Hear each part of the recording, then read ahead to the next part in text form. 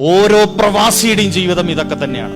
അവൻ അവിടെ ഇരുന്ന് പണിയെടുത്തിട്ട് നാട്ടിൽ നിങ്ങളുടെ നാട്ടിൽ ആര് മരിച്ചു എന്ന് നിങ്ങൾ അറിയുന്നതിന് മുമ്പ് പ്രവാസി അറിഞ്ഞിട്ടുണ്ടാവും. അവൻ അവിടുന്ന് വിളിച്ചു പറഞ്ഞിട്ടുണ്ടാവും, ആ ചങ്ങായി മരിച്ചല്ലോ, എന്തുണ്ടായേ എന്ന് ചോദിക്കുമ്പോഴാണ് നമ്മളറിയാം അയാൾ മരിച്ചോ.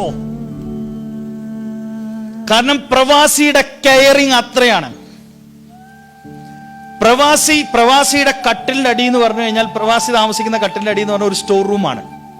അത് നിറഞ്ഞു കഴിഞ്ഞാൽ പ്രവാസിക്ക് നാട്ടിൽ പോകാനുള്ള മോഹം തുടങ്ങും അല്ലേ? ഏത് ഷോപ്പിംഗ് മാളിൽ കയറിയാലും ഒരു സാധനം വാങ്ങും, നാട്ടിൽ പോകുമ്പോൾ കൊണ്ടുപോകാം, വാങ്ങി വെച്ചു.